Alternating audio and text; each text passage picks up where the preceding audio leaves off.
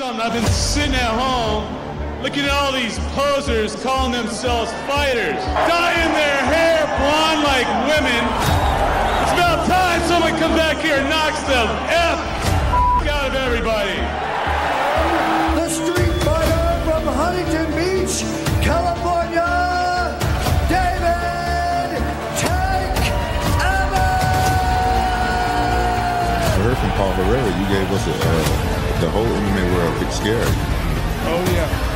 Let's put it this way, when I go in there, I'm not going out to win, I'm going out to fight. At the time, I had just gotten out of jail for beating up a cop's son. So he was slapping me. Well, I've had some of my best fights in bars, so I feel real calm and at ease right now, so I'm all right with that. You were a skilled martial artist, but you were kind of more of a fighter, just a dude who fucks people up. And for you to just be going out there and knocking people out, you became the biggest star in the UFC. And that's what fighting's about. It's to dominate the other person, and that's what I'm here to do.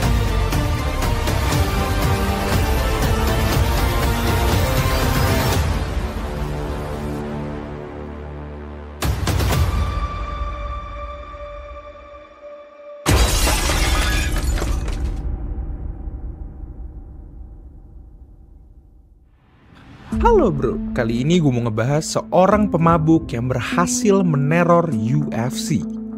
Dunia awal UFC bukanlah panggung para atlet sejati. Ia adalah ladang percobaan, tempat di mana berbagai gaya bertarung dipertemukan tanpa aturan ketat. Tidak ada kelas berat badan, tidak ada sarung tangan, dan tidak ada jaring pengaman. Dalam kekacauan itu, muncullah seorang pria gemuk, botak, berjanggut, dan selalu tampak seperti baru saja keluar dari bar. Dia adalah Tank Abbott.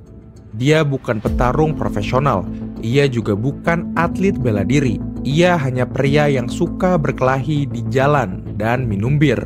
Tapi dalam beberapa tahun, pria ini menjadi teror sejati di UFC, menghancurkan siapapun yang mencoba melawan dengan cara brutal dan primitif. Bernama lengkap David Lee Tank Abbott. Pria ini lahir pada 26 April tahun 1965 di Huntington Beach, California. Ia tumbuh dalam lingkungan pinggiran kota kelas pekerja dengan latar belakang kehidupan keras dan tanpa banyak fasilitas elit. Sejak muda, David Abbott tidak pernah benar-benar tertarik dengan dunia olahraga secara konvensional. Baginya, kekuatan bukan untuk dipamerkan di lapangan atau arena, tapi di jalanan. Meski dikenal sebagai tukang berkelahi di bar dan tempat parkir, Abbott sejatinya punya pondasi atletik yang solid.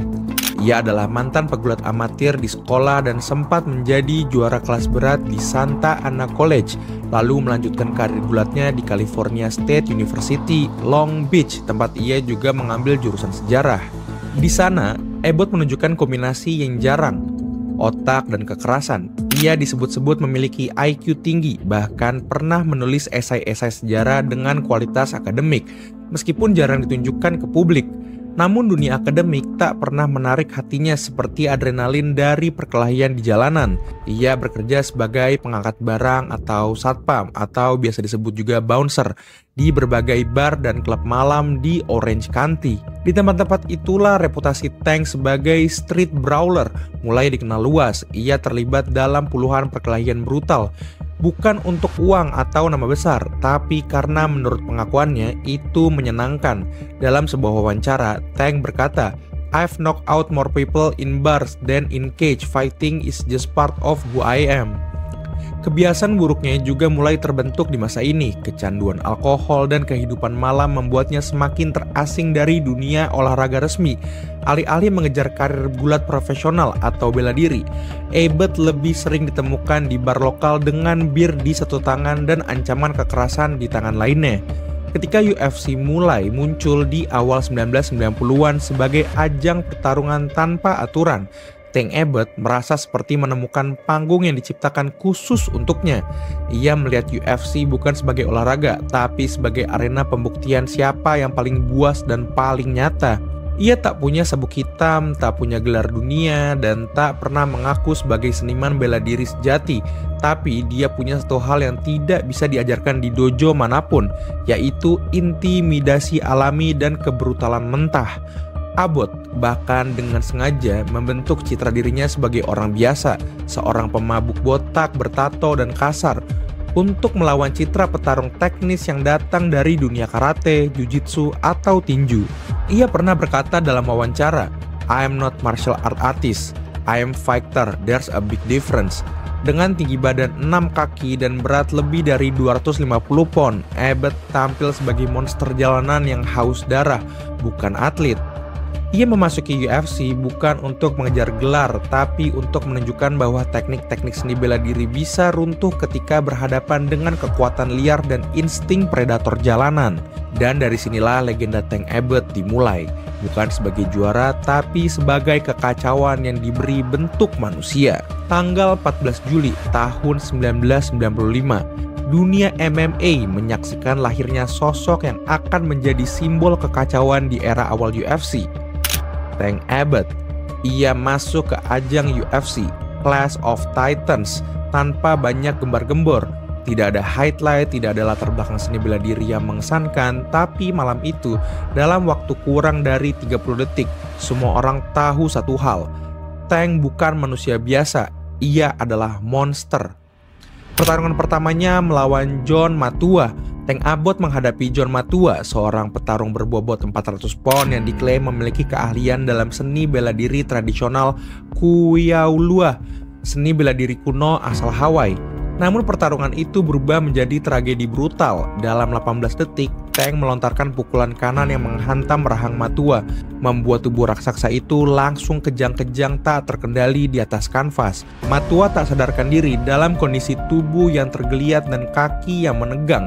Pertarungan itu menjadi salah satu momen paling mengerikan dan ikonik dalam sejarah awal UFC.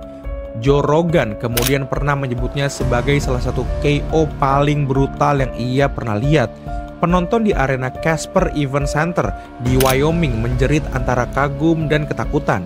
Bahkan komentator UFC malam itu, Jeff Blatnick, tampak terguncang melihat kondisi Matua. Tank tidak menunjukkan empati saat Matua masih tergeletak. Tank meniru gaya tubuh kejang Matua, tertawa sambil mengejek. Aksi ini dikritik, tapi justru semakin memperkuat citranya sebagai anti-hero UFC. Dana White bahkan pernah mengatakan bahwa Tank Abbott mewakili sisi liar dari UFC yang tidak bisa diprediksi. Pertarungan keduanya melawan Paul Varelans. Sejak Tank menghadapi Paul the Polar Bear, seorang petarung raksasa setinggi 6 kaki, 8 inci dan berbobot lebih dari 300 pon. Banyak yang menyangka Tank akan kesulitan melawan lawan sebesar itu. Tapi sekali lagi dia membuktikan bahwa ukuran tidak mengalahkan kekejaman. Tank menghajar Varelans dengan kombinasi pukulan keras dan grappling kasar, membuatnya menang via TKO di ronde pertama. Pertarungan itu menunjukkan bahwa Tank tidak hanya mengandalkan pukulan, ia juga mampu menggunakan kekuatan fisiknya untuk mendominasi secara penuh. Tank akhirnya lanjut ke babak final turnamen malam itu menghadapi Oleg Taktarov, seorang master sambo asal Rusia yang jauh lebih teknis. Ini adalah titik di mana gaya liar Tank akhirnya menemukan batasannya. Dalam pertarungan berdurasi lebih dari 17 menit, keduanya saling menghantam dalam duel berdarah dan melelahkan.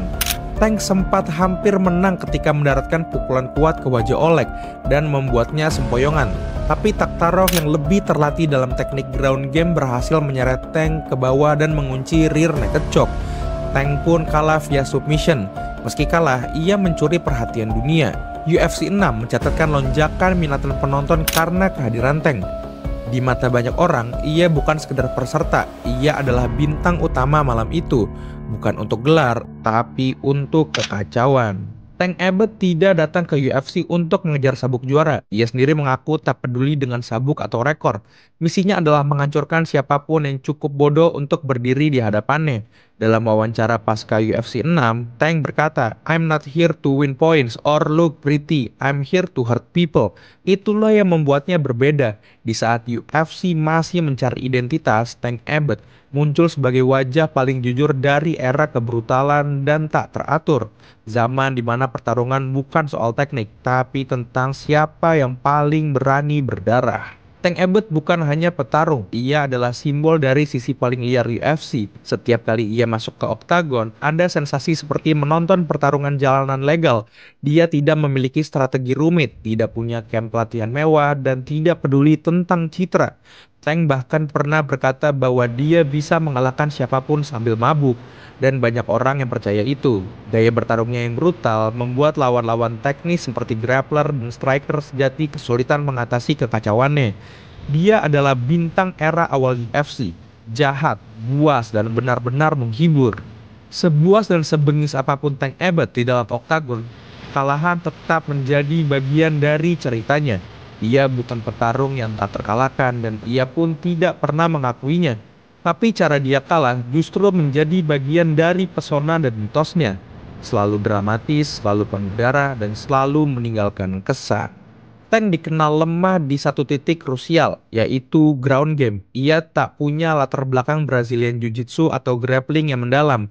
Beberapa kekalahan paling menentukan dalam karirnya datang dari petarung-petarung yang tahu cara menjinakkan kekuatan liar melalui teknik. Setelah kekalahannya dari Oleg Taktarov di UFC 6, Tank terus aktif bertarung dan menghadapi nama-nama besar. Ia kalah dari Dan Severn via decision di UFC Ultimate Fighting tahun 1995. Kemudian ditaklukkan oleh Don Frye pada 1996 via submission setelah mengalami dominasi grappling penuh. Kelemahan ini tak hanya membuatnya kalah, tapi juga memperlihatkan kepada penonton bahwa era baru akan segera tiba. Era di mana kekuatan semata tak cukup untuk bertahan di UFC. Salah satu duel paling brutal yang pernah dicatat di UFC adalah saat Tank menghadapi Scott Ferozzo di UFC 11. Mereka berdua adalah petarung besar bertubuh bongsor dan tanpa banyak teknik halus. Pertarungan itu berubah menjadi adu fisik tanpa strategi yang berlangsung dalam kondisi Tank kelelahan berat. Ferozzo menang via decision setelah duel berdarah yang berlangsung seperti dua kereta api saling tabrak. Tank datang ke laga itu hanya berselang 30 menit setelah pertarungan sebelumnya.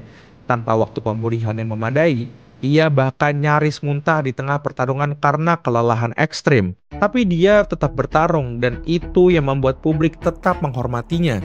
Tapi kekalahan paling simbolis dalam karir Tank terjadi pada UFC 13 tahun 1997 ketika ia berhadapan dengan Vitor The Phenom Belfort. Vitor saat itu masih berusia 19 tahun tapi sudah menjadi sensasi muda asal Brazil dengan kecepatan tangan dan kemampuan striking yang luar biasa. Banyak yang menyangka pengalaman dan kekuatan mentah Tank akan menekan anak muda ini. Tapi yang terjadi adalah sebaliknya. Dalam 49 detik, Vitor menghancurkan Tank Abbott dengan kombinasi pukulan secepat kilat. Tank tampak tidak mampu mengimbangi kecepatan Belfort. Ia dipukul mundur, dihajar di sudut, dan dijatuhkan tanpa ampun. Kekalahan ini menjadi penanda penting. Era kekuatan brutal mulai bergeser oleh era petarung muda yang cepat, teknis, dan disiplin dalam latihan. Meski kalah, Tank tetap menjadi favorit penonton. Orang datang bukan untuk melihat dia menang, tapi untuk menyaksikan kekacauan. Setiap kali Tank muncul, itu adalah jaminan bahwa oktagon akan berubah jadi arena paling liar. Bukan sekedar kompetisi olahraga, kekalahan demi kekalahan tidak membunuh karirnya. Sebaliknya, karakter dan sikap anti-hero yang dia tampilkan membuatnya tetap relevan. Ia pernah comeback di UFC 41 tahun 2003. Bahkan sempat bertarung di promotor lain seperti Pride dan Bellator meskipun hasilnya tak pernah membanggakan. Tapi tak satupun dari itu menghapus warisan yang ia ciptakan sejak tahun 1995. Tank Abbott adalah simbol era barbar UFC. Masa di mana pertarungan belum dikendalikan oleh aturan, atletisme, atau strategi tinggi. Masa di mana pertarungan adalah tentang siapa yang paling liar dan paling siap berdarah.